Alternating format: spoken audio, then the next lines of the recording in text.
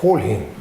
A mí El Resplandor, Resplandor. de Stanley Kubrick, es la favorita, porque es precisamente una película que genera muchísimo miedo y no entiendes por qué. Si todo no sabes por qué, pero estás acojonado toda la película. Bueno, estás asustado toda la película.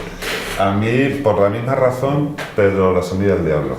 Además es una peli que tengo muy estudiada y luego, bueno, con el paso del tiempo sí he acabado por comprender todos los trucos que usa Polanski para meterte ese mal rollo que no sabes por dónde te viene, pero que es absolutamente maravilloso, ¿no? Como todo aquello que te enseña pero no te deja ver, ¿no?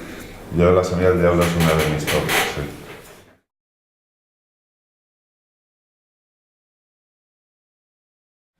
Bueno, surge hace muchos años con la idea de hacer una película, una ópera prima que sea sobre todo barata y fácilmente producible, ¿no? Entonces estábamos planteando esto y nos acordamos de un cortometraje que hicimos en la escuela donde trabajamos, somos profesores en el Instituto del Cine de Madrid.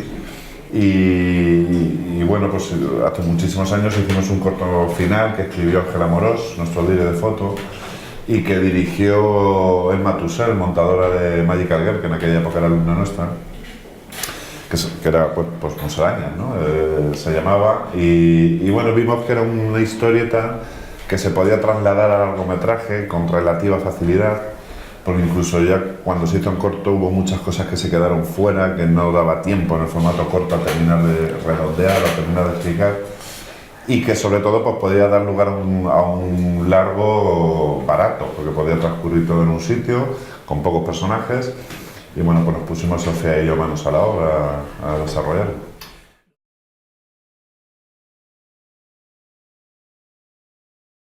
Bueno, lo que pasa es que, de hecho, el guión es del año 2006, es decir, y siempre se había pensado en época actual. Lo que ocurre es que también en la historia se barajó en algún momento por pasar la época, pero también por costes decíamos, no, ¿para qué nos metemos en problemas? Pero básicamente es mucho por la cuestión de que hay un vecino que cae en el nido de las musarañas y de alguna manera desaparece, y empezó a avanzar la tecnología tanto que hoy por hoy con un móvil, un Android, una cosa, es relativamente fácil que te localicen dónde estuviste el último momento. Entonces, Alex de la Iglesia fue el que nos propuso. Es decir, yo creo que esta historia se puede contar en época y va a ser mejor para poder ser más factible este tipo de situación. Y entonces Juanfer y Sofía eligieron 1950 y dieron en la diana, porque todo se colocó. No solamente se justificó la desaparición de una persona y que nadie preguntase, sino que precisamente en 1950 España estaba como está Monse, es encerrada, católica, obsesivamente católica, y con mucho miedo, con un trauma detrás muy grande, y se generó, todo se colocó perfectamente bien, ¿no? O sea, entonces puede desarrollarse en cualquier época Musarañas, pero creemos que también por estética es muy bonito ese momento, ¿no?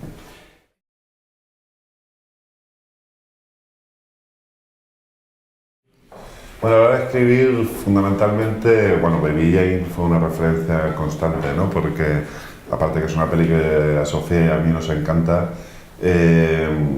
nos gustan mucho las películas de actores, de lo que nosotros llamamos las pelis de guión actores, ¿no? Y sobre todo nos encantan los duelos interpretativos, ¿no? Es una cosa que las pelis estas de... Entonces queríamos desarrollar un guión que tuviese dos personajes, y además femeninos, muy fuertes, que permitiese luego a la hora de rodar pues, hacer uno de estos duelos interpretativos, ¿no? Entonces Baby Jane fue una referencia muy clara y aunque es verdad que mucha gente no saca la comparación con Misery, en realidad teníamos mucho más presente El Seductor de Don Siegel, pero una referencia mucho más presente en lo que es la trama de Carlos, ¿no? Un poco por lo que genera en un ecosistema más o menos controlado, lo que genera la entrada de un intruso, y además un intruso que bueno, lo que genera es excitación y morbo, ¿no? Sexual. Entonces, en ese sentido, más que Viserys, ya te digo, tenemos más en la cabeza el seductor de Don Siegel, que además Don Siegel pues, es otro director para nosotros legendario, ¿no? Y en cuestión de puesta en escena y a la realización, somos también muy fans del terror gótico español. Entonces, si esa estética, está muy vinculada a la residencia de Chichiba Encerrador, nos gusta mucho Jesús Franco, José Ramón Larraz, que de hecho lo conocimos a José Ramón Larraz en su tiempo. Entonces, es una influencia cinematográfica y personal. Y personal.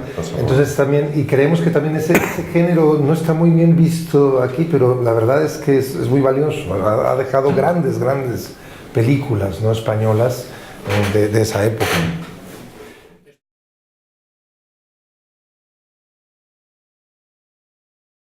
Bueno, el terror siempre nos ha gustado mucho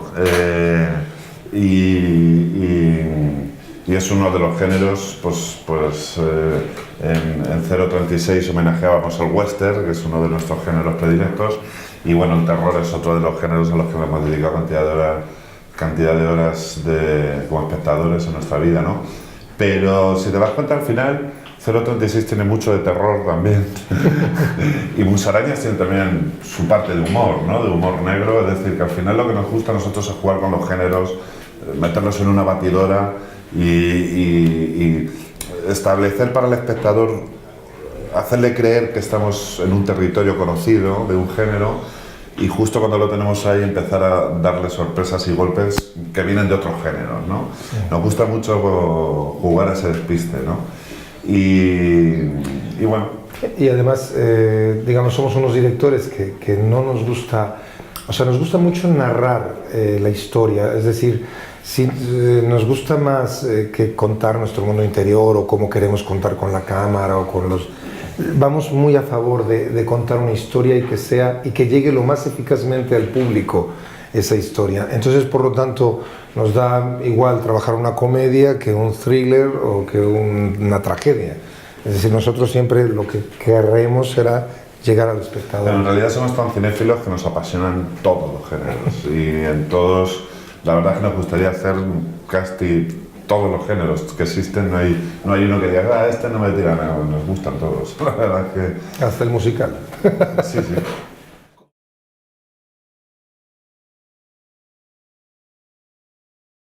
Bueno, sobre todo, yo creo que el gran cambio se está produciendo un poco en la forma de hacer, no tanto en el qué como en el cómo, ¿no? Ahora de pronto se ha democratizado mucho, la gente tiene acceso a cámaras muy buenas, que son muy accesibles, a programas de montaje muy potentes que puedes instalar en cualquier ordenador prácticamente. Entonces está como mucho más presente la tecnología. Incluso yo lo que, por ejemplo, me encuentro mucho es que los chavales vienen mucho más preparados y con muchos más conocimientos técnicos de entrada, ¿no? Que, por ejemplo, cuando estudiábamos nosotros, que entrabas un poco de cero, ¿no?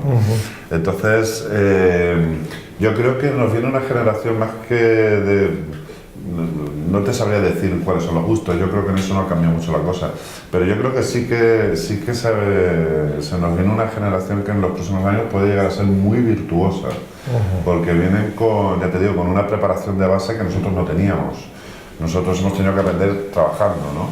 Y ellos ya lo han aprendido trasteando, ¿no? Entonces, lo único que hay que es colocarles un sentido narrativo en la cabeza para que todo ese conocimiento técnico que tengan le den una salida dramática, digamos, ¿no? Y coherente.